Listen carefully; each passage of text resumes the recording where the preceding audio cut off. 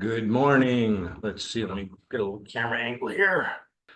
See if anybody shows up today. I'm not sure. We have a couple of our regulars that are not available today. They texted and emailed me to let me know. I'm going to be watching some of this later, I think. Many people will. So let's jump right in. First, I'd like to share something that kind of personal that I think is illuminating that occurred recently. Where I live is got a lot of nature around it. There's a lot of turkeys roaming the neighborhood, some deer. Every day I'm seeing turkeys and deer, and so that's not uncommon at all. There's turkey vultures in the air, crows, etc. So it's a very beautiful place. There's a lot of nature around me. But Wednesday, I sat down in my living room to take a little bit of a break, and I look out my front lawn, and 20, 30 feet away from my window is a big tree in the middle of the yard. And a bird comes and lands in it, which is common, but this one was a hawk. And it was really kind of cool to be able to see this hawk land on the tree right in front of me. And I thought that's kind of rare. Again, I have turkeys and deer and things all the time, but that was kind of rare. And then yesterday, I decided to take a walk down a marina, which is about 10 minutes away. There's a little lagoon there, and I like to take a walk there occasionally. Let me put on my glasses. So there was this hawk in my front yard, which was kind of unusual and kind of cool. And then as I went to walk the lagoon and marina, I'm walking across the street. I get the green light for me to walk across this boulevard and turn right. And then I walk into this lagoon area and take a nice, beautiful walk there. And as soon as I put my foot on the curb and step up, a bird comes and lands on the tree in front of me, and it is another hawk. So there's this beautiful red hawk right up in this tree right in front of me. And I'm like, okay, that's two in a row, 2 days in a row. That's pretty cool. And so naturally, I started thinking about totems. By the way, this is being recorded. So if you don't want your image on here, it may post later. If somebody doesn't want their image on here, then go ahead and block your image and we'll so just want to make that known. And so immediately I started thinking on my little walk there about totems and the meaning of birds and animals that will appear to you at certain times in your life for certain messages and kind of things like that. And indeed, I started to wonder, what does a hawk represent as a totem? I thought about looking up on Google and all that. I thought, you know what? That's just going to confuse me. And half the stuff they say is wrong anyway. It's only half right. And so I started thinking to myself, what does a hawk represent to me? Hawk represents to me precision, determination. They are focused and determined, and they have this precision, laser-like focus that, again, and of course, nature, a natural presence. They represent something so natural because they simply are very basic beings. They don't have complicated lives or thoughts. They just have a very simple, understandable life. And so the kind of point of having a totem vision is that to contemplate possibly how this may translate into your own life. Sure enough, what I've been thinking a lot about lately, particularly, I think this was relevant because it made me commit more to this thought that I was already having about precision, these decisions that I needed to make to commit to some certain actions that maybe take some risk and take some investment. And it was about being precise, being thorough, and then going ahead and going for it, executing it. And again, that's kind of what the hawk was representing to me. So it was a beautiful thing to see. So I'd like to begin actually with a passage from within the portal, a couple of pages here that's relevant to that. And then we're going to jump into the topic today of empathy and empaths. This is the chapter called Sanitarium.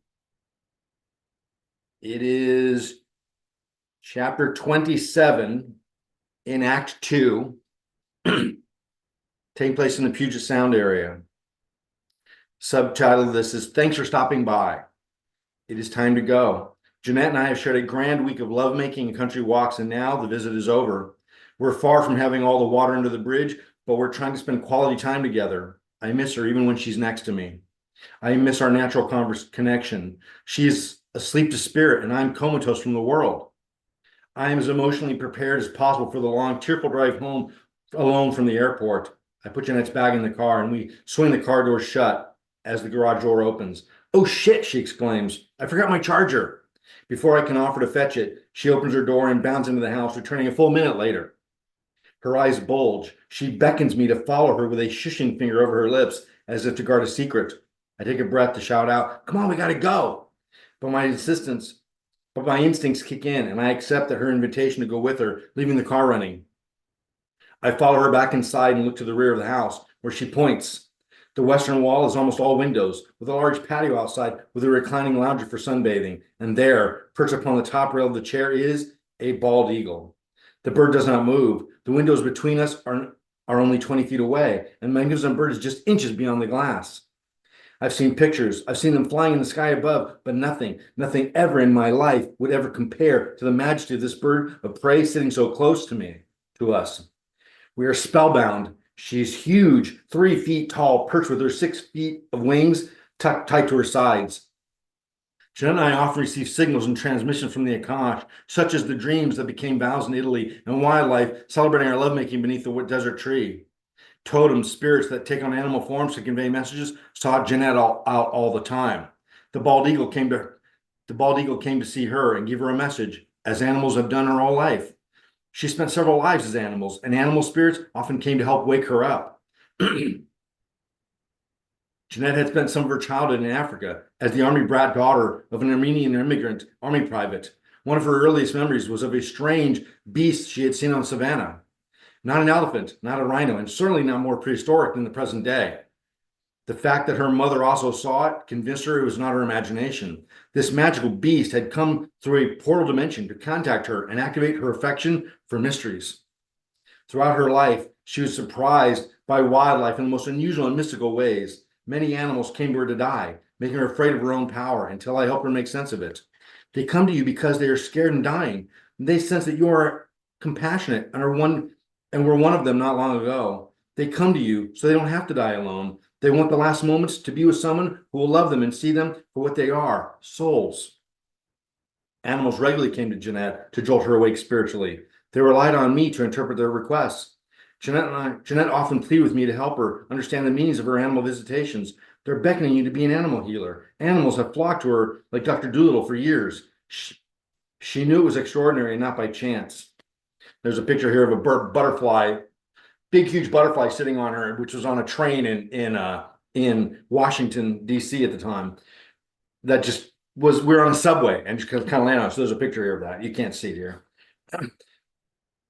That eagle was reminding her of her past. Over 400 years earlier, Jeanette and I performed magical rituals at Stonehenge. It cost her life.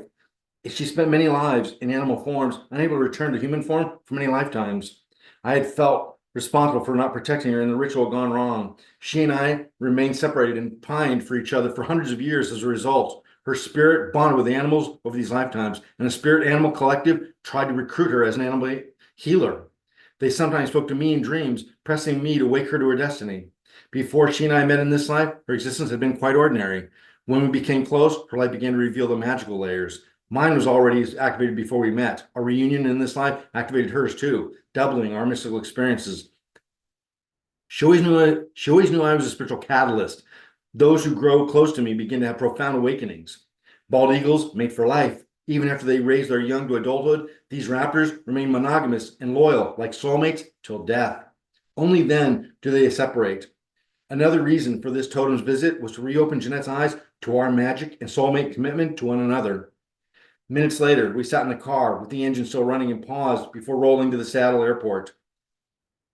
That was a totem, Jeanette. She came to give you a message. You've had them all your life, and she came here to remind you.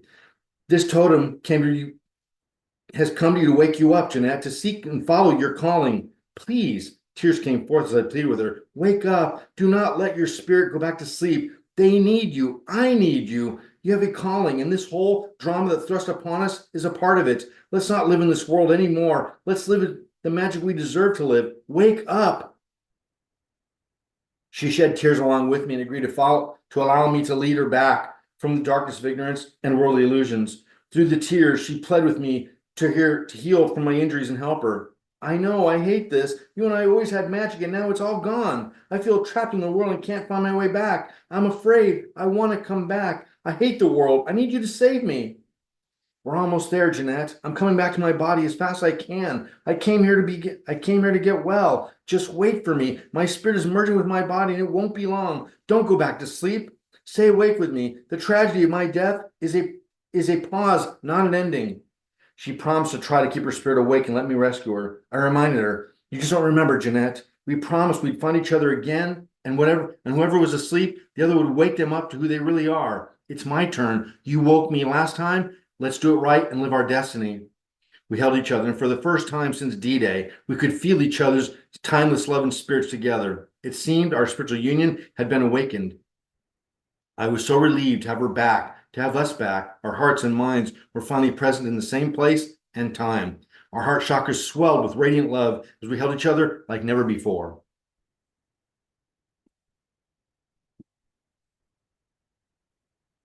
So that wasn't planned for today's topic, but again, seeing the hawks made me think about it, and I thought I'd share that piece from the book. Now let's jump into today's topic, empaths and empathy. When a young prince named Siddhartha Gautama left the palace that he was cloistered in for the first time, and I should have looked it up before I started this, he was a young adult. There's a title for this event. Again, I can't think of it. I didn't look it up. I didn't have time with my coffee and taking a walk. The first time Siddhartha Gautama left the palace and saw the world. This event was a pivotal moment in his life because what he saw was suffering, illness, injury, poverty, sickness, sorrow. And that's when he committed his existence to find a solution, to relieve people from this dynamic of life of suffering. This began his quest to pursue an eternal truth, to find a solution to suffering, to relieve suffering. Naturally, the story goes on, and through many journeys and adventures, he finds himself in Bodh Gaya, sits beneath the Bodhi tree, becomes enlightened, and finds the answer, and speaks of the Four Noble Truths and the Eightfold Path.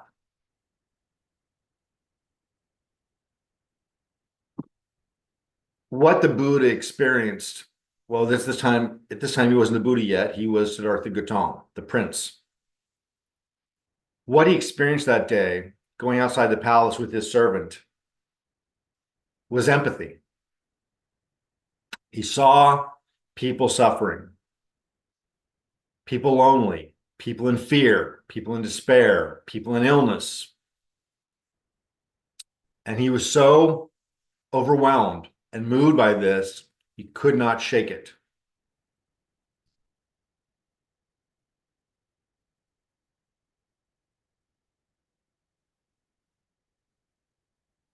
And this again activated his quest to find a solution, to provide truth and answers to people on this planet to relieve suffering, the condition of suffering. This is a good example of some very healthy empathy.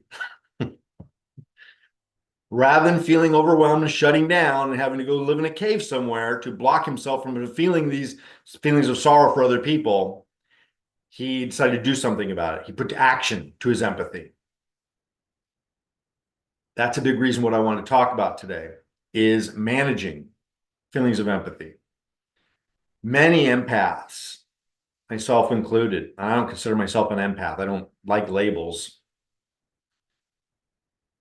Feel overwhelmed There's a bit of a comedic routine here regularly with me talking about my trips to the grocery store and how I avoid them and go in the morning when there's nobody there to reduce my exposure to people.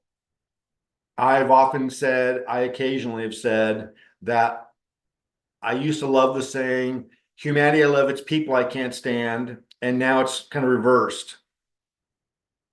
People I can accept and tolerate, humanity I can't stand anymore. Humanity, the collective consciousness of superficiality and politics and just, oh my God, the list goes on and on and on. People, when I get to know them, I like quite a bit. Once I get to know them, before I know them, I'm like, they're part of the humanity culture. But humanity itself, I'm disgusted. We as a people on a planet should be ashamed of what we're turning this world into. I'm not just talking about the environment, I'm talking about our culture.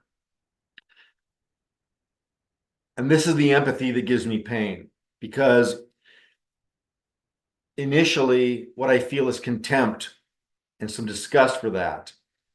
But this is because it's easier to access and feel feelings of contempt and disgust than to feel empathy, because empathy is painful. You see that? The moment I let it in, I don't want to condemn them. I want to help them. And that's overwhelming because I can't. I'm not a Buddha. I'm not a Christ. I'm just a person. I'm just a stupid human on this planet that feels and sees the pain of confusion and loss and misdirection of people in his humanity that are wasting their lives on superficialities. And this caused me tremendous pain. And I've got to manage this pain. I've got to manage this so I can function. Otherwise, it can become paralyzing.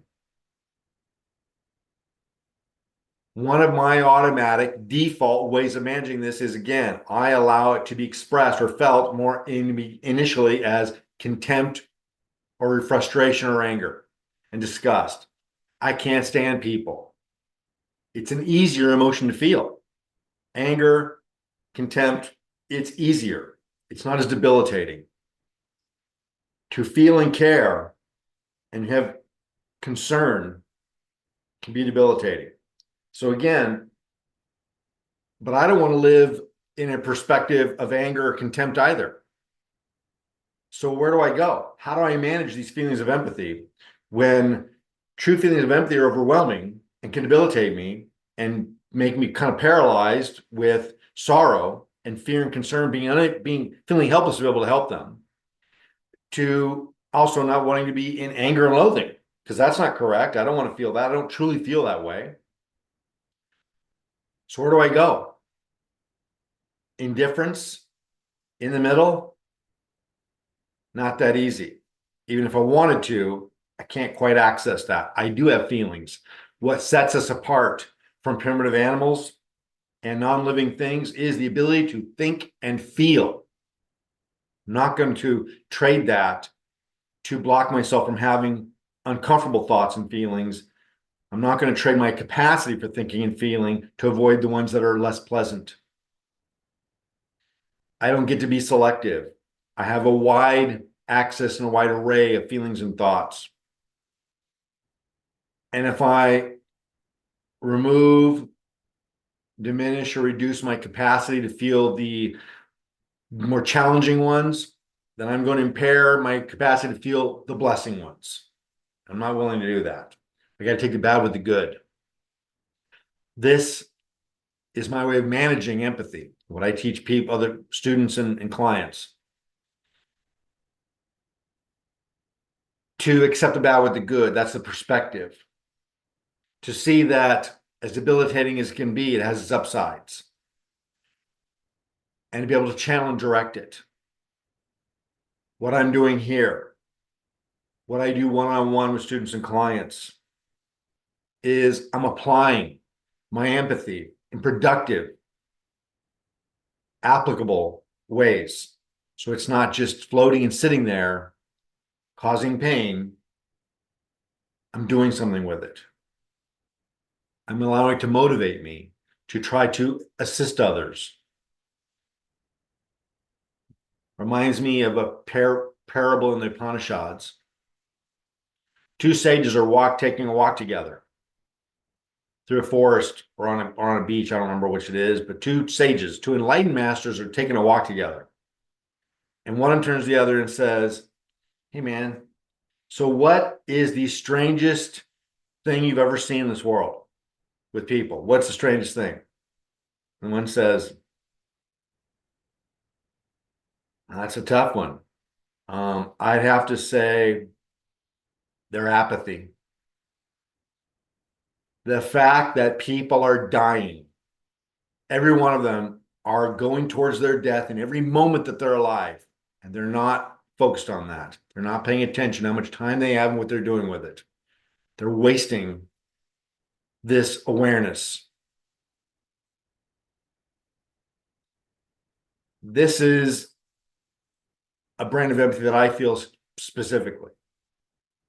And when I'm exposed to people, I see that they're wasting this opportunity to be able to think and feel on broad and profound levels on trivial things.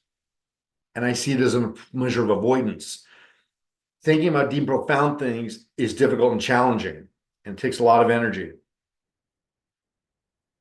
Thinking about simple things and survival things is much simpler. Work and family and cleaning the house, and maintaining your material things in your relationships is just way simpler.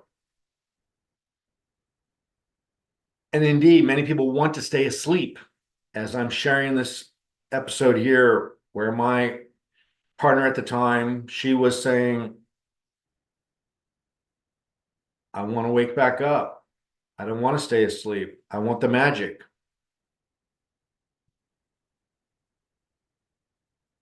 But again, it comes at a cost. Empathy is a side effect of spiritual awakening and growth. And you can't avoid it.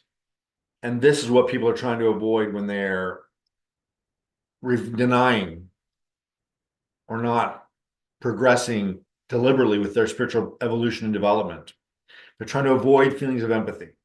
And I don't blame them. Because once you feel it, you're like, you know what? This is not worth it. I'd rather be spiritually ignorant than to feel this empathy and pain for people that I can't help. People are shitty, people are crappy, people are dumb, people are doing it to themselves, and I can't stop it. And what's worse is I actually see some of the answers and I can't stop it. And that's the pain. As a counselor, behavioral, and as a spiritual teacher and guide for many people, that's the hard part, is feeling and seeing specifically the right answers that are custom for them to stop their tragedies and their downfalls and to boost their progress instead of staying inert and having to remain silent about that, and trying to teach them and provide that to them and seeing them do nothing with it. And many people do. And let's say it's 1 out of 5. 1 out of 5 people that I might work with is actually applying and having these epiphany revelations, these milestone moments and awarenesses that cause them to take action in their growth and development. 1 out of 5. The other 4, in one ear and out the other.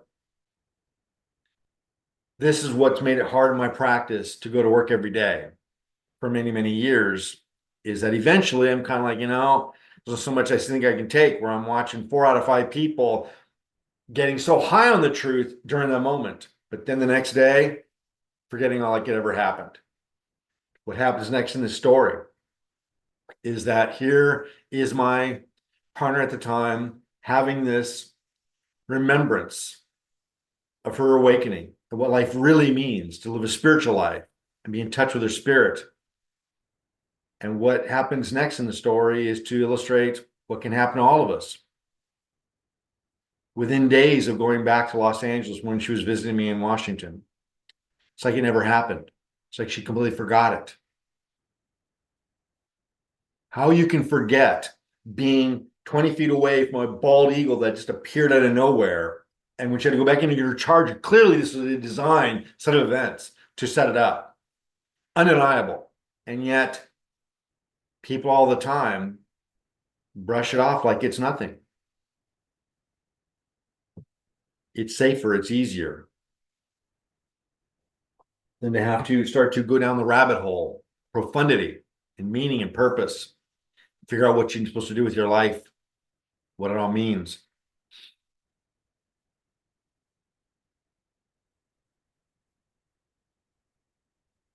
Empathy is when we feel other people's pain, confusion, and feeling lost.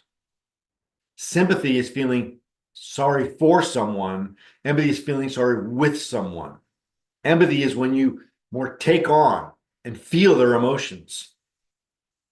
This is, again, some of the downside, as empaths will talk about how difficult it is for them to be social and interact with other people because they're taking on these feelings and they can't handle them. So they figure it's easier to stay home, stay in the room, be asocial or antisocial, non-social, and not put themselves at risk for an overwhelming amount of feelings that they just receive.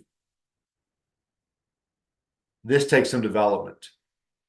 We don't want to remove our empathy. It's a virtue. It is spiritual evolution and growth and development for sure. But we also don't want to be paralyzed by it. And so this is what's happening so often with spiritual awakenings, spiritual development, perceptions, and empathy, is that people will have them, but they have no training, no understanding, no knowledge on how to manage it. I don't know why this one's coming to my mind, but in a similar way, I suppose, as homosexual people come to their sexuality awareness in their youth, and they're living in a world that doesn't allow them to have this, and they've got to learn how to navigate on their own. That's very challenging to try to navigate something so definitive to you, and no one can help you. You can't even talk about it to anybody. That's a big burden.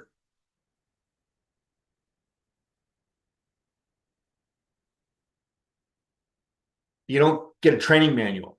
When you realize you're homosexual when you're young, you don't come with a training manual. You get, oh, this is how you do it. This is how you manage it. This is how you come to terms with it. And many people struggle with that. Many people do a great job and they walk through it pretty well.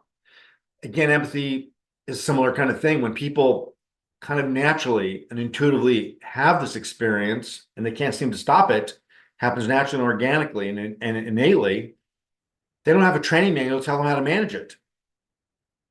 So again, they feel that they're left with two choices: shut it out or let it in. And they can't seem to shut it out because it's happening all on its own.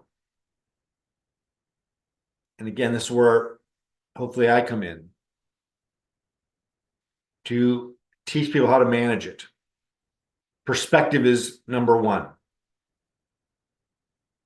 Whilst the Buddha and the Christ and every sage and saint and master is empathetic for humanity and individuals, for sure, to degrees that we can't even fathom, they're also very happy and beatific.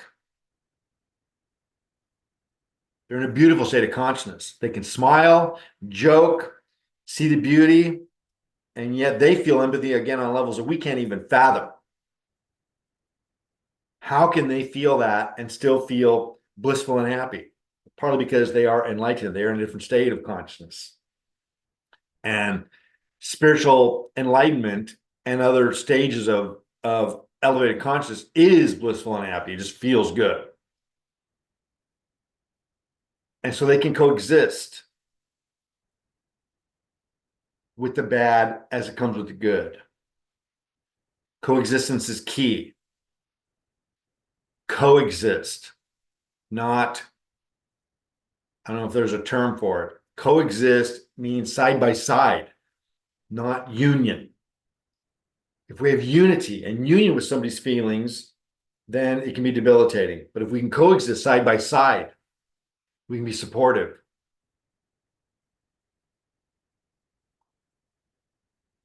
Empaths will often feel that by feeling other people's emotions and pains that they are relieving these other people of it. That's not the case, though. Simply feeling it just means now two people are feeling it.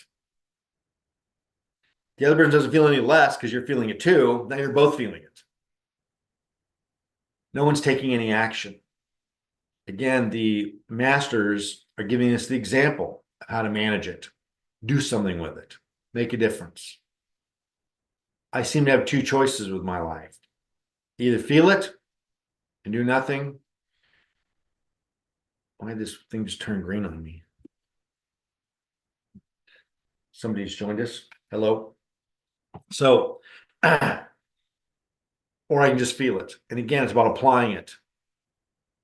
Hi, Lori. Good to see you. We're in the middle of a conversation here. So, again, the coexistence of this, to be able to live side by side with it and experience it while having some objective clarity. This is perspective.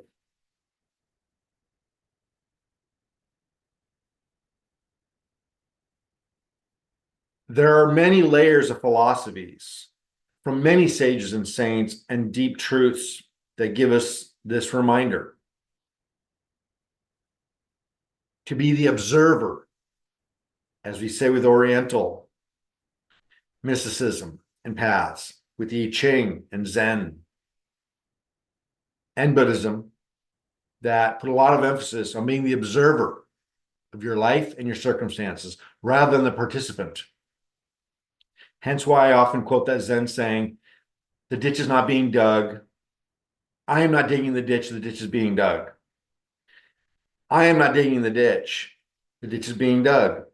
In this sense, I'm the observer. Rather than if I'm digging the ditch, I got a shovel in my hand, I'm feeling the hard dirt, hot sun, it's hard. I'm feeling the struggle with that. The ditch is being dug. I become the observer like a bird in a tree, just watching it happen. This is a distancing, a detachment from the situation. And yet I'm still down there doing it.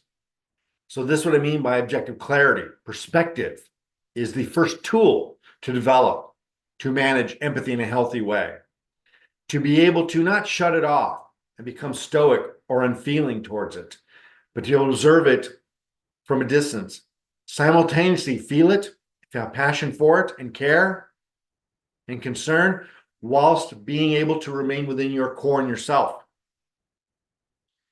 This takes practice. First, we get the knowledge, which I'm giving you, the understanding of it. That perspective is key to be able to maintain, give me a while, to be able to maintain some separateness between you and the circumstance and conditions.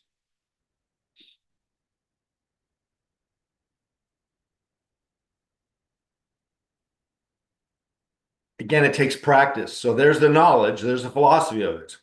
Okay, so I need to be able to remind myself and be aware that even though I feel these things very personally and intensely, they're not mine. I'm not one with them. They're separate from me. That's a great perspective and understanding, but it's easier said than done. Naturally, people are going to say easier said than done. If I could do that, I wouldn't have a problem with empathy. Indeed. Again, first we have the knowledge, then we have to practice it. This takes effort. Many people are lazy. They don't put in the effort. Here they understand, well, I can't do that, and they don't try. Everything takes practice. When I learned to tie my shoes when I was a little boy, and I was terrible at it. I was like this really smart kid in advanced classes very soon, and yet when I was a little kid, I couldn't tie my shoes. It sucked. It was embarrassing. And I thought I'd never get it. I swear to God, as a child, I was like, this is stupid and maddening. Just give me some slip-ons because I can't handle this. This is insulting. This is degrading. I can't get it. And I felt like such an inept idiot. Well, guess what? I'm 58 and I can tie my shoes. And I don't even think about it. I literally can do it with my eyes closed. Don't even think about it. I remember that from a long time ago, but I don't struggle with my tying my shoes anymore because I practiced. I put effort to a point where whatever struggles I had are so long gone I remember them happening, but that's about it. Very remote. So practice everything that you become good at takes effort and practice and commitment. Focus. And again, as we began this, talk about the hawks that visited me recently in these last couple of days. And again, I had no idea why. Here it is becoming relevant in this conversation. I talk about these hawks, wondering why I saw them, and just so glad that I saw them. So enjoying their company. And again, that I interpreted that totems to mean precision, focus, commitment. So you begin with the basic exercise. When you feel empathy, you remind yourself in very crude ways. I'm feeling this pain. I'm feeling this person's sorrow. So remind yourself with your conscious mind, your unconscious mind is picking all this up. Your subconscious mind is uniting with it. And consciously take a moment, step outside and say, but this isn't mine. It's outside of me. It's not within me. I can feel it and I can see it and I can sense it, but it's not me.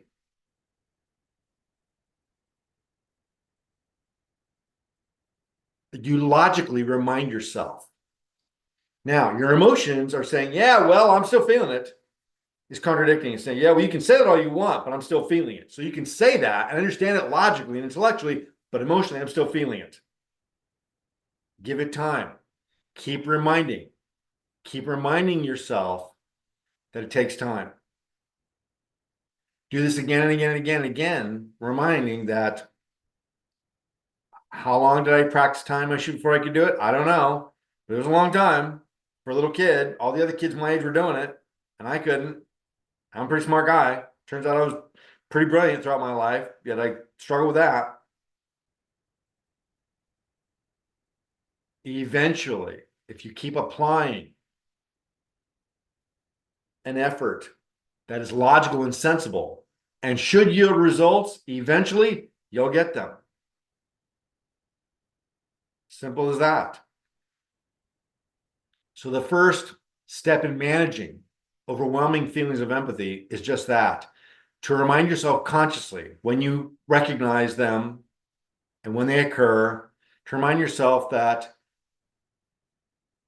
this is not me. These are not my feelings. These are not my circumstances. I can allow myself, give myself permission to feel intensely and immensely about this. And I do. I can care a lot, but it's also not mine, does not belong to me. And what comes right on the heels of that, again, the difficulty with empathy is with feelings of helplessness. If I could instantly solve a problem with somebody as I'm feeling empathy for them, well, then I wouldn't care that. I'd be happy to have it. The debilitating feature of empathy is that we feel helpless. I can't do anything about it. I can see their pain, but I can't stop it. I don't even know them. I can't talk to them. And even as, again, as a counselor, as a guide and a teacher, even when I know them, I give them answers. And as I mentioned earlier, many people are having these eye-opening, awakening, epiphany moments with me. Milestone events that change their course. And the next week that I see them, it's like it never happened. Many of them do apply it. And again, I need to remain somewhat remote with passion and care and heart. I give them advice and instruction on how to navigate through situations and their feelings. Truly feeling this. I'm not faking it. I mean, I'm involved with my heart. I'm sincere. And yet, I am also separate from it. I'm not attached. It ain't mine. Again, if you can't do it, it sounds mystical and magical, and it sounds impossible. All I can again say is, trust me, practice, and eventually you'll develop it too. Some people can naturally do it. Some people can't do it at all. Some people are overwhelmed by it. But again, practice makes perfect. Again, what comes on the top of that is if we can begin to distance and remind ourselves this is an attachment, that this isn't mine, my emotion, my situations, becomes the helplessness. But what can I do about it? This is the core of debilitating empathy. The feeling that I can't solve this. Now, here's where I'm going to sound kind of cruel. Now you're making it about you. That's not true empathy. You're making this circumstances about your own pain. I can't deal with this because it's causing me too much pain because I can't help it. So what? You're now invalidated because you can't help them? Again, that in its own weird way has become an act of selfishness. You're making it about you. Shutting out the world, shutting out things and people and circumstances because you can't feel the pain, because you can't solve it. If I can't practically, academically,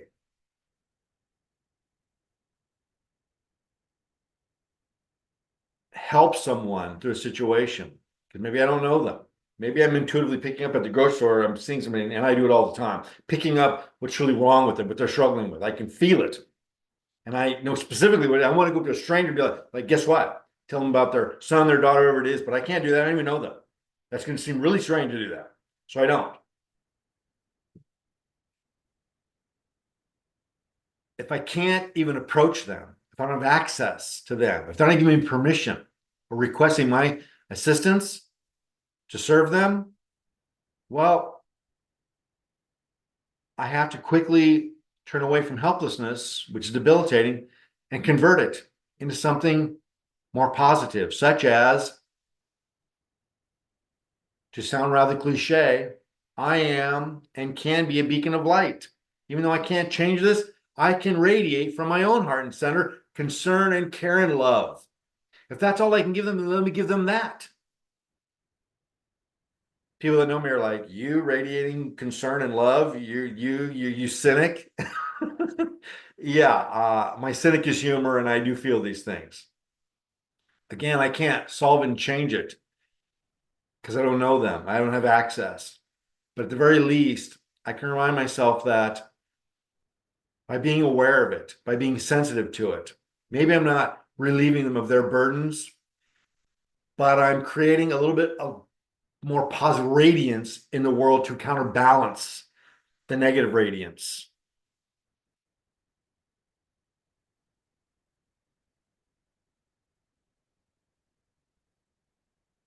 Heal thyself. When we are emotionally, mentally, and spiritually stable and healthy ourselves, we are making the world a better place.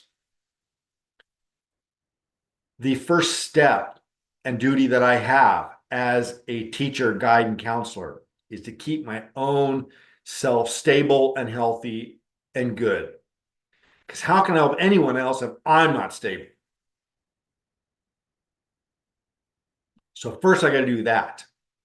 All you can give to anyone is what you have excess of. If I'm walking down the street and somebody is panhandling some money from me, and I've got $1 in my pocket and that's it, but I got to catch a bus to go to a job interview and get a job. Should I give them my last dollar and miss the appointment and not get a job? If I get that job, maybe I can do more good things. So I'm going to be selfish. I got to keep that dollar. But if I have $1.50, I can give them 50 cents. I can only give what I have excess of.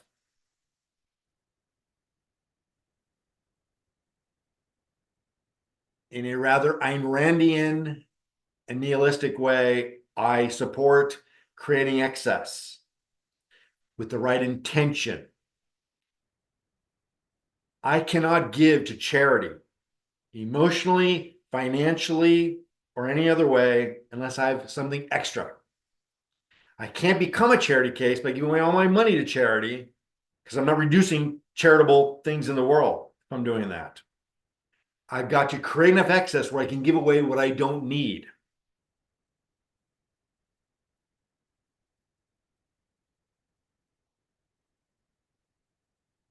Creating excess of stability, security, emotionally, mentally, and spiritually begins selfishly. I want peace. I want comfort. I want enlightening and illumination. I want.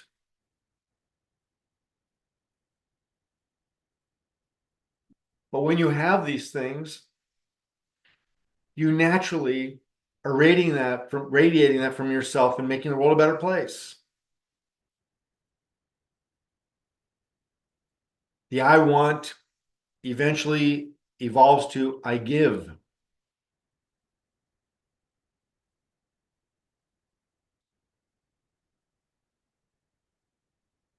Empathy that is not acted upon, again, is just doubling the suffering in the world.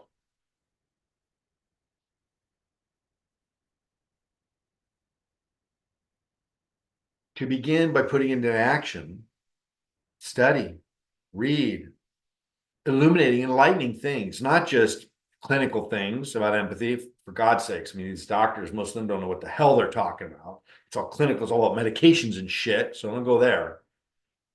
Read, study the words and lessons of sages and saints and gurus and masters that truly know what empathy is and exist to make the world a better place for all of us, for each one of us individually.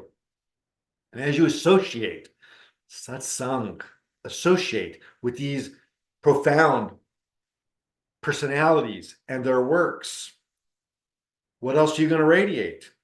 You're going to radiate from outside of you what you're putting inside of you. You are what you eat. So what you consume,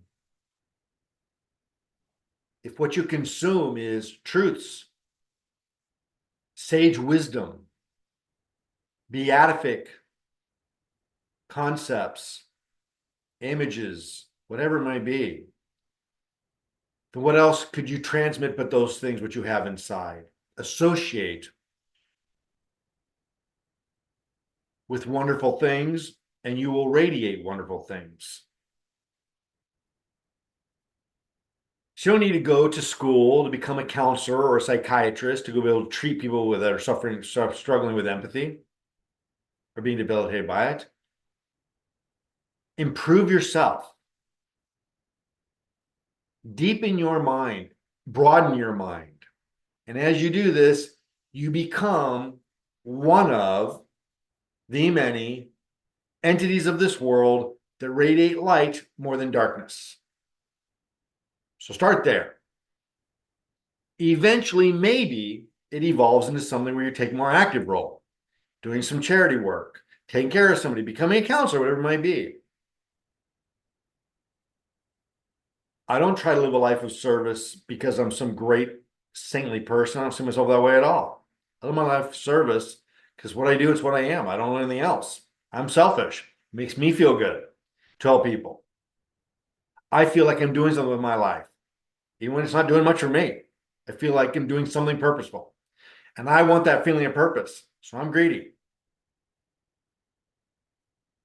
This is because eventually, as I've spent time with empathy and philosophically, emotionally, spiritually, etc., eventually I began to understand it and was able to convert it, to apply it to help others. Whether you're taking in an animal rescue or working in a soup kitchen, becoming a mental health practitioner, pick your poison, or whether you're just being peaceful and cheerful at the grocery store where people can sense and feel this from you, that's fine. There's no criteria, there's no standard of this. Improve yourself, develop yourself, because whatever you are is what you're radiating without. Get involved with your own development. It's a beautiful journey, an experience. It's fun, and it makes the world a better place. Now, I'd like to segue for a moment, try to find a tactful way to talk about some of the negative labels of empath. I'm going to get this out there and get it over with, just so people can identify with it, because many people struggle with this as well. I struggle with some people calling themselves empaths.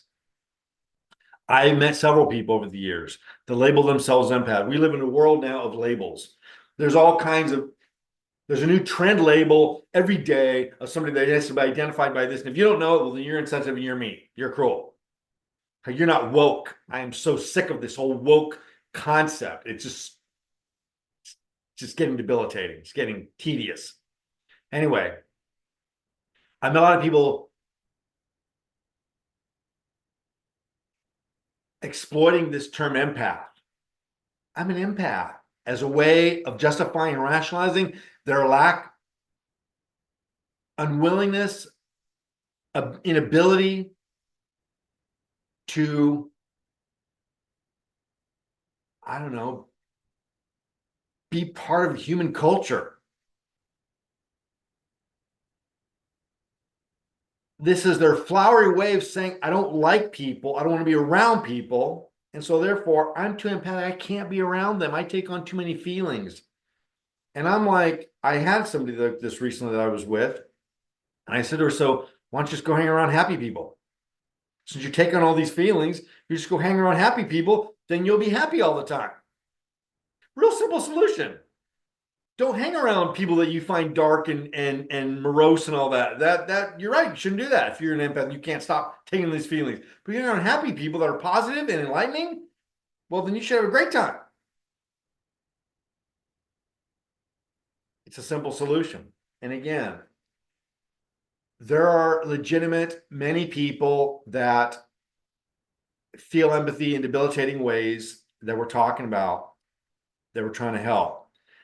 And then these other people that use this label and exploit it simply for their own ways of getting kind of sympathy and tolerance and acceptance of things that they're not willing to work on. As again, I often joke about my trips to the grocery store or whatever else, I interact with people, exposure to humanity at large. It's a bit of a comedic routine around here now, but the reality is when I'm at the store, when I'm out there with humanity, I'm respectful, I'm sensitive, I'm polite, I'm not some mean bear. I accept people as they are, and I try to give them the benefit of the doubt across the board. Until they act like an asshole, I'm not going to treat them like an asshole. Even if they do, I'm not usually going to treat them like an asshole, but I might. If you're going to act like an asshole, I'm going to probably going to treat you like one. If you're going to act nice, I'm going to treat you like a nice person. Whatever you act like, that's how I'm going to treat you. My point is that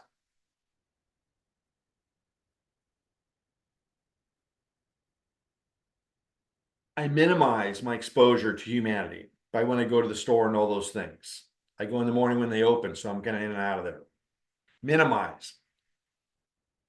And I take responsibility for my dislike of interacting with humanity at large.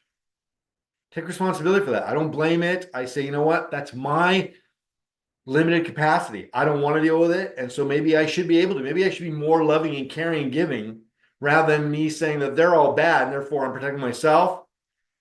I try to be objective about it and say, you know what? Maybe you're not such a great person. Maybe if you were a better person, you'd be able to more heartfully, more openly go into open areas and enjoy that.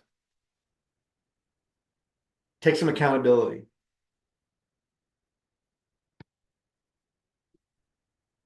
And again, what I'm doing is I'm trying to responsibly reduce, not eliminate, my exposure to humanity at large. Reduce. Do it in times when I'm a little more receptive and capable and sensitive, so that I'm not going again. So the difference is if I go to the store in the morning when they open, and I'm pretty peaceful. I just have my coffee, like I haven't dealt with a lot of traffic and all that kind of stuff. But if I go in the afternoon on a Saturday, oh my God. I mean, that's just a recipe for disaster. Packed parking lot, shoppers and people. Like, why the hell would I go in the afternoon? And some people want to go because of that, because they like that social interaction. I got to know myself. I'm not saying either one is right or wrong. I'm saying that I know what's right for me. Smarter for me to go to the store and do those kind of things when there's less traffic. So I take responsibility for that. I'm not going to go on a Saturday afternoon and then complain to the world for being shitty. It is what it is. I got to take responsibility. Maybe I shouldn't have gone to that afternoon. Maybe I felt I couldn't wait. Maybe oh man, I got to go. I can't wait. I got to have this thing by tonight or tomorrow morning. Well, that's the choice I make. It's still my choice. I got to take accountability for that. So whenever I have positive and negative experience, I got to take responsibility for that.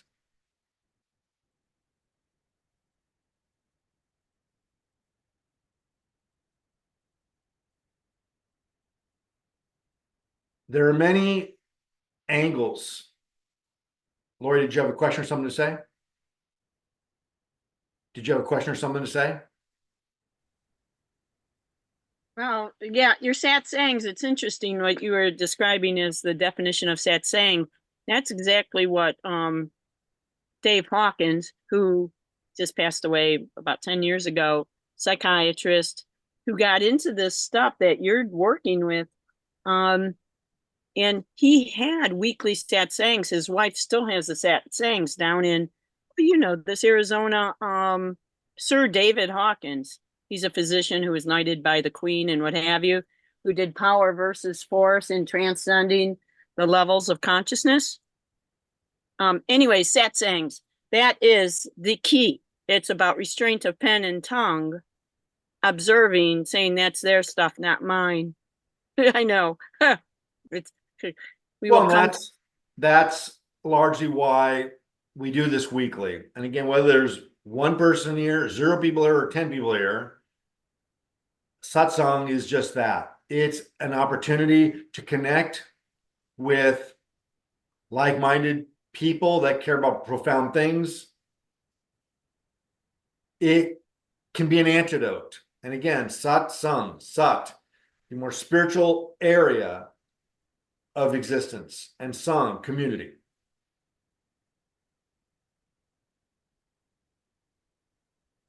So what I've gone over here is several, I think, which are, I want to recap on those. Managing empathy, perspective is number one. You got to develop perspective. Be able to understand that in some ways, these things don't even matter. In the eternal existence of the eternality of existence, these trivial daily material things in our lives just don't matter. Civilizations come and go. So our little hill of beans problems are not going to be impactful.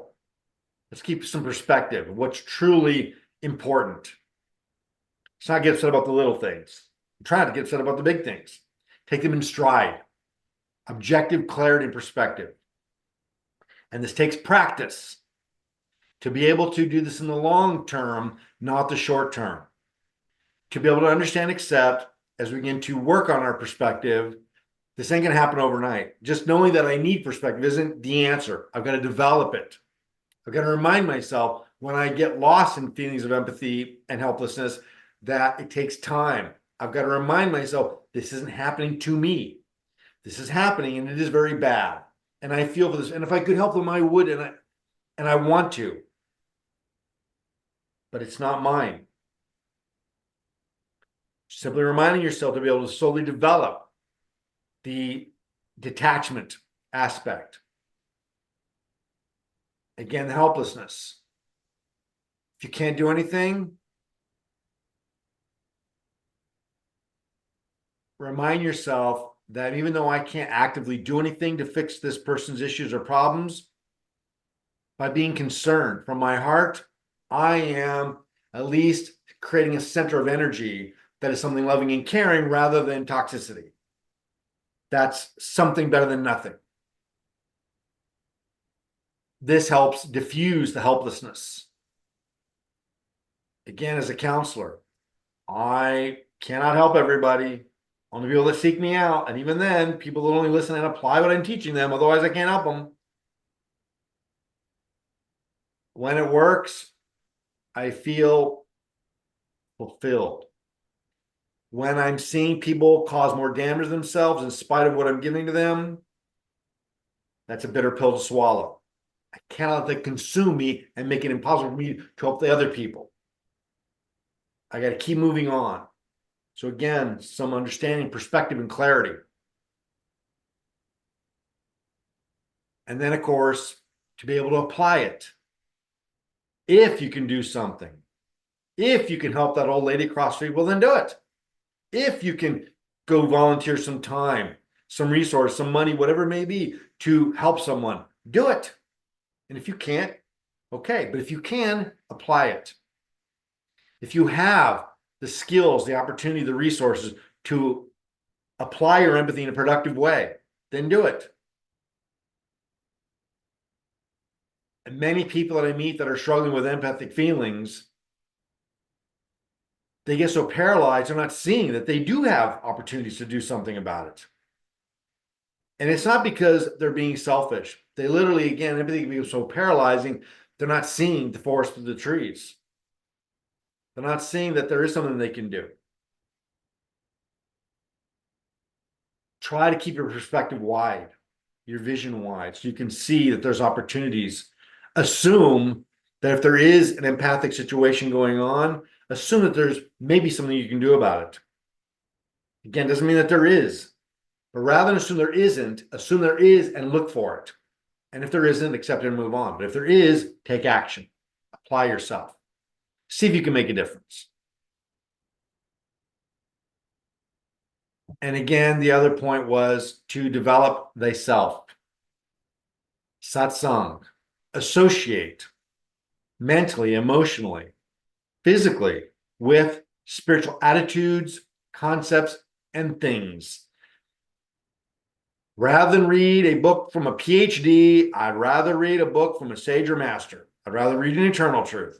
I've done my academic studies in behavioral counseling and all those kind of things. And everything that I learned in them, as advanced some of these doctors like Freud and Jung may be, I find that what they're really the most accurate and truthful about that I can use is the things that they're basically rephrasing and stating from the sages and masters, especially Carl Jung. Jung was the taking psychology into the Eastern spiritual philosophies.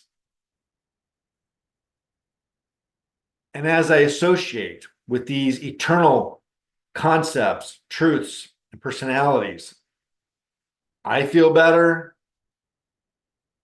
I enjoy it. It feels correct. I feel illuminated. I feel more love in my heart. It just feels good. So to associate with correct things, as we talked about in our collective consciousness class some time ago, rather than what's on your automatic feed in YouTube, look for something a little bit deeper and better. My YouTube feed this morning was every time at the top is my Dodger highlights, because that's what I watch every morning over my morning coffee, which I really enjoy. And another one was a Bill Maher, the new rule section of his show. And I absolutely loved it. But I gotta be careful because then I'm like, this is gonna be like, it's gonna make me laugh, but it's also gonna be like, oh my God, because it's so true, right? And below that is, I don't know, hot girls doing yoga and some kind of fail with somebody crashing onto a fence or whatever it may be. And so I gotta be selective. And listen, sometimes I go for the garbage. Just passing the time. But take an active role in what you're associating with. I'm not saying to be so austere. You're not associated with anything in pop culture. I'm saying make it less rather than more. Again, I'm not in any way imagining that my Dodger highlights in the morning are some kind of profound spiritual tool that it's helping me evolve and develop. I just like them. I'm a Dodger fan. I like baseball and I'm having a good time. It's harmless. I spend almost my entire day in cerebral and deeper thoughts and concepts and things and work. So a little bit of antidote for some of these things helps me sustain it, but not too much. So develop thyself is a powerful way to manage the empathy, to develop healthy attitudes with empathy. You can't help everybody. Feel it, know it, and help thyself.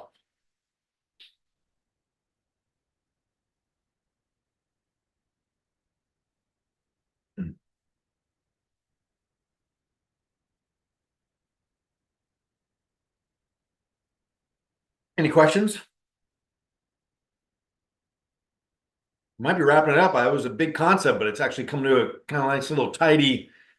Again, I think if I want to elaborate a little bit more, spend a little bit of time on this, that everything has a solution. My work as an addiction counselor, the book and course that I provide, that I've developed, is called Project Addiction Solution.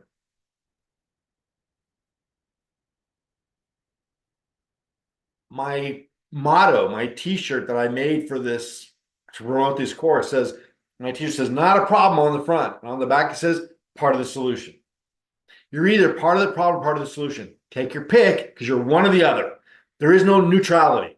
Everything you're doing, you're either part of the problem, or you're part of the solution. Is that an absolute? Maybe not. I prefer to break things down in this way, because that way I know that I'm either going to be one or the other. It makes me choose to be one or the other. So I don't want to be part of the problem, and I have to take a proactive, positive set of thoughts and actions to be part of the solution, to recognize it, to appreciate it, to honor it, to accept that there are solutions. In a world that glorifies and banks on problems, scandal, let's face it, other than that little last 2-minute segment at the end of the evening news where they talk about something that's really like some kind of charming little thing, which I never usually watch because they're so syrupy and corny. These things bank off of fear, helplessness. The news should just be giving me the information. And some of them generally do that. But of course, so many of them are feeding into, as our politics do, feeding on, and what's the word I'm looking for? Feeding on and feeding into fear. They want you to feel fear, so you keep tuning in. FOMO, fear of missing out.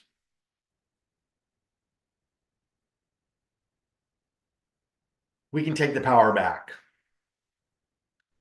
Feel from your heart. Think with your mind.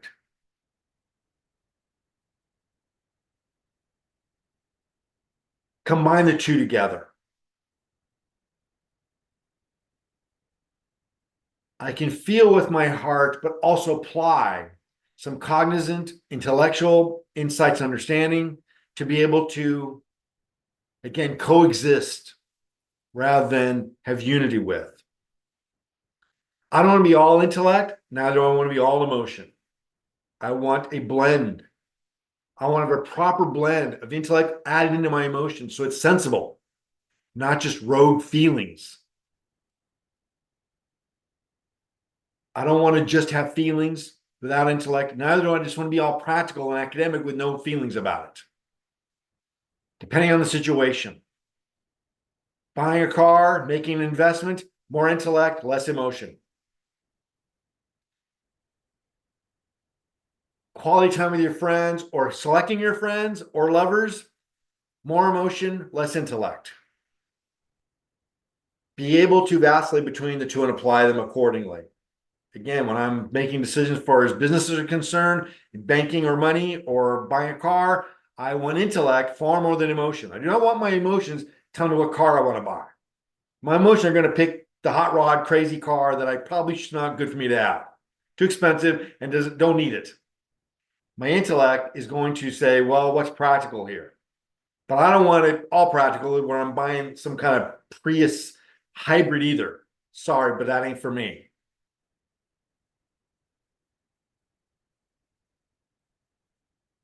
You have this capacity for both emotion and intellect. Rely on them both. When emotion become overwhelming, apply the intellect. When intellect becomes Too practical, apply some emotion. It's not either or. It's a blend of the two. Sorry, I'm checking something.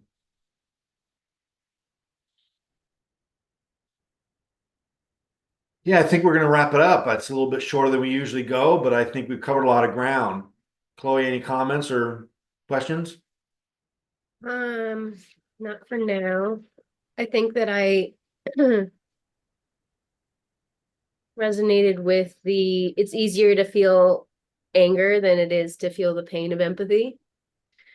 And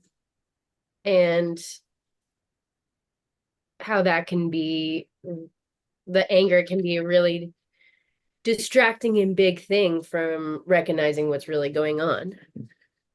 And, the simple question of, well, why am I so angry?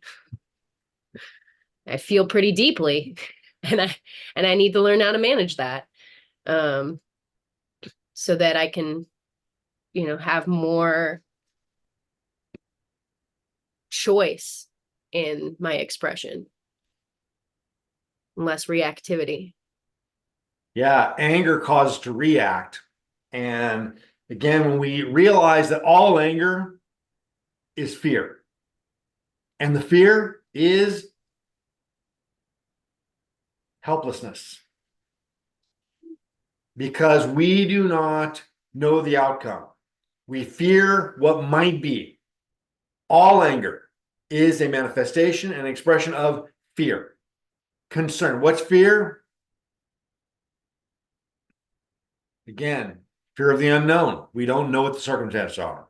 If we know them, then we feel more stable. And again, I'm not saying do not allow yourself to feel fear or anger or even contempt. I've got to have a sense of humor. Anger is easier to manufacture than to feel feelings of sincerity and love and compassion and empathy. That can be overwhelming. I can't go through the grocery. I can't function if I'm feeling all that. Anger is, for me, has a good blend of humor with it. I'm making jokes. My anger and my contempt can be pretty scathing, but generally I'm making jokes about it because I recognize and remind myself this ain't real. This ain't truly what I feel. It's just more fun and easier to walk through the grocery store feeling, making some jokes about people rather than wanting to stop and help them and feel concerned about their plight in life. And again, it's about not letting it run rogue and run away, to recognize that. Again, I'm not suggesting to not allow anger to be expressed instead of empathy. It's safer and smarter in many ways. Many times you definitely should. You've got to be able to have some self-preservation. Yes, Lori. Audio. Actually, now Chloe, tell me if it's easier to feel anger rather than feel pain of empathy. And the answer is absolutely. Yeah, that's what we were talking about. Yeah, that was before you even came on. Yeah. But it's like, okay, so what can I do in this instant? And in my experience, it's what can I do in this instant? Oh, this pain, this anger gives me energy my pain of empathy doesn't have. But boy, that pain of empathy is a deep feeling of emotional pain that nobody else knows about besides me. And of course, whatever my highest power is.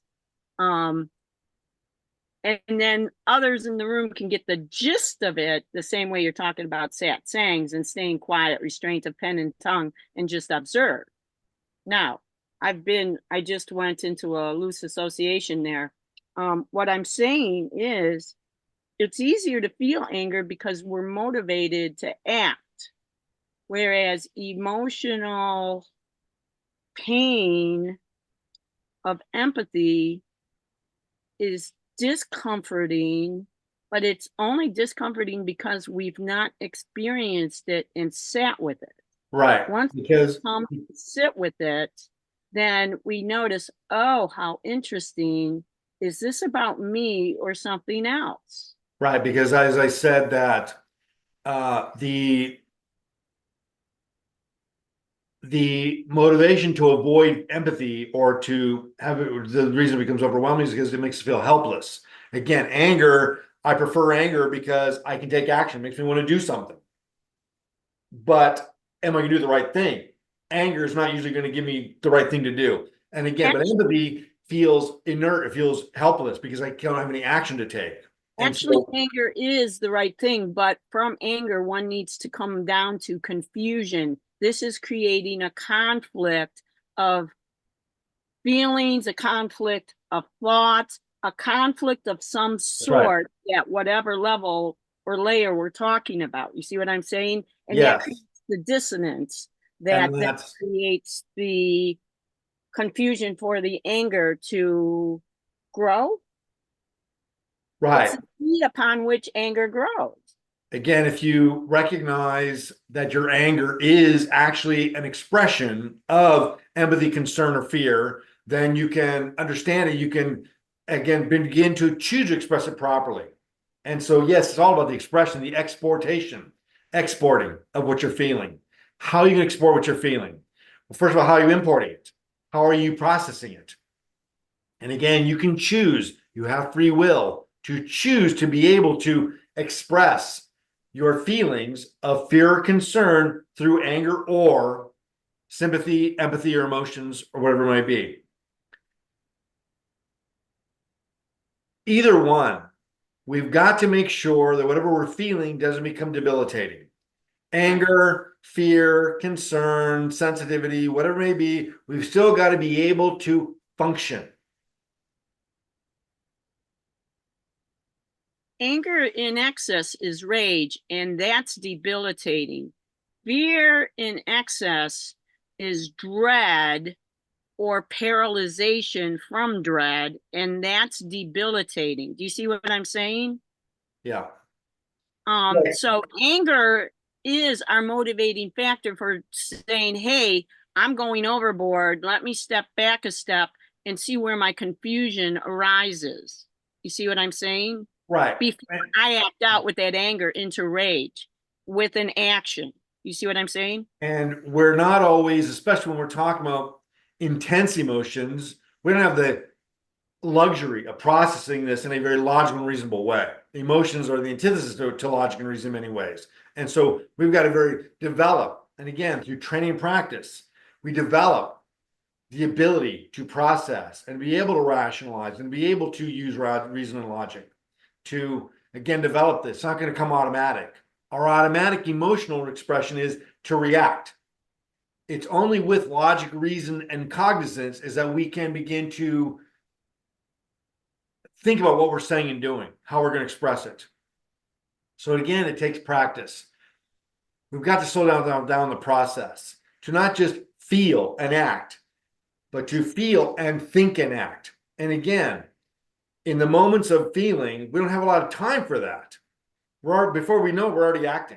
Then we look back and say, oh my God, I didn't even know I was doing it, right? To again, apply the human capacity to be able to analyze. Hindsight is 2020.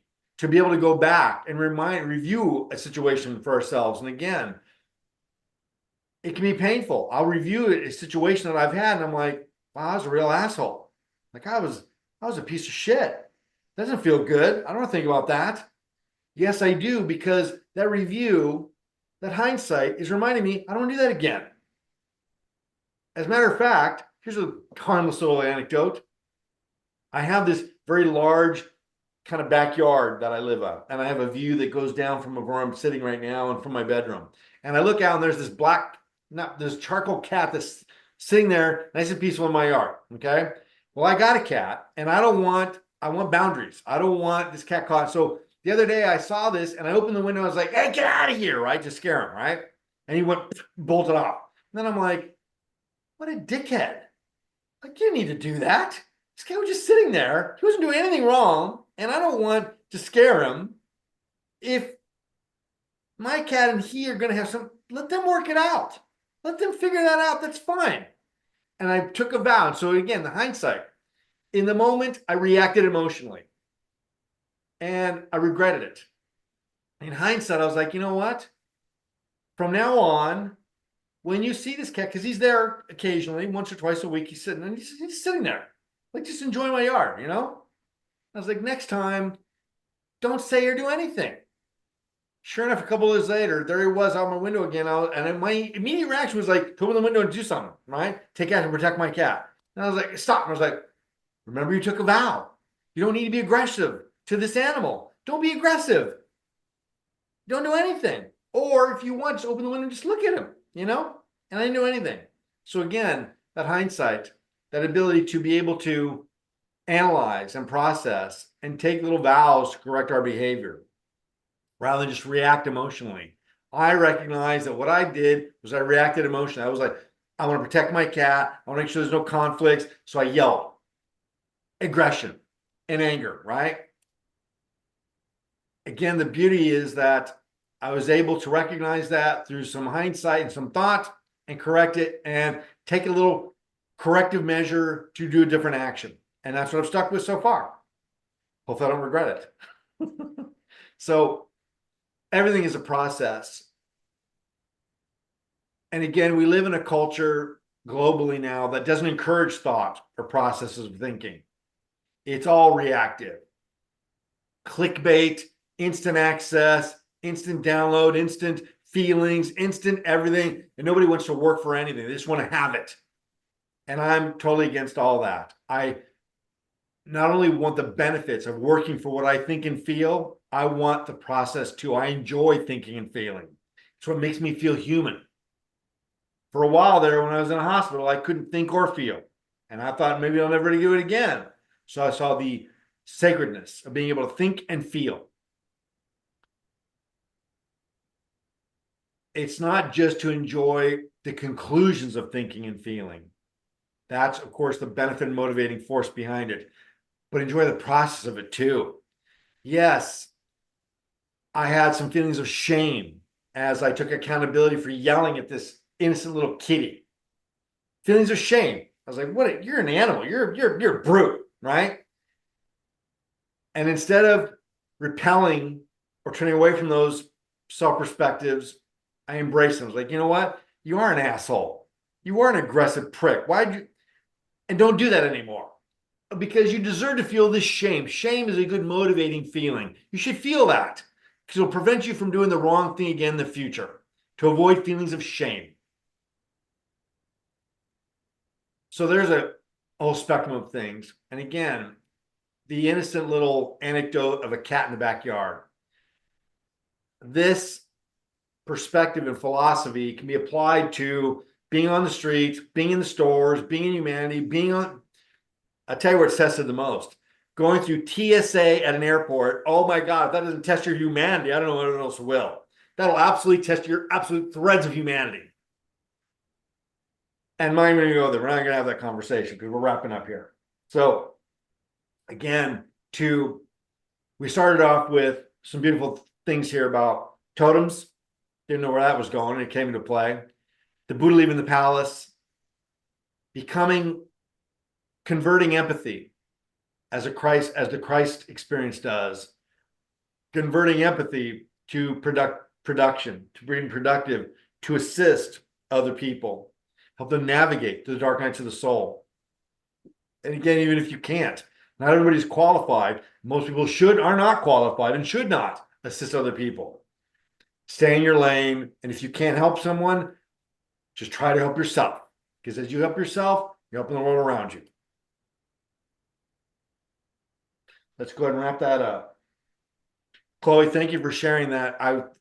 Yeah, we've talked before about some anger and things like that, and how they can be expressed and how to, again, how to manage those kind of things. So thank you for sharing that. Thank you. Topic next week to be decided still. Actually, what I'm finding is that women aren't allowed to be angry. Men are allowed to express anger. Well, let me speak up for the male. Rage. Women are I'm allowed to be angry, and I'm angry. I go into stores and I say I'm angry, and men kick me out. And I simply say to them, may you treat all women better than this. And Chloe's not having that experience at all.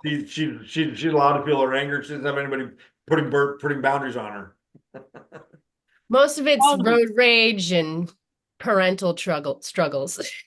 Well, and I can tell you in defense of the male culture,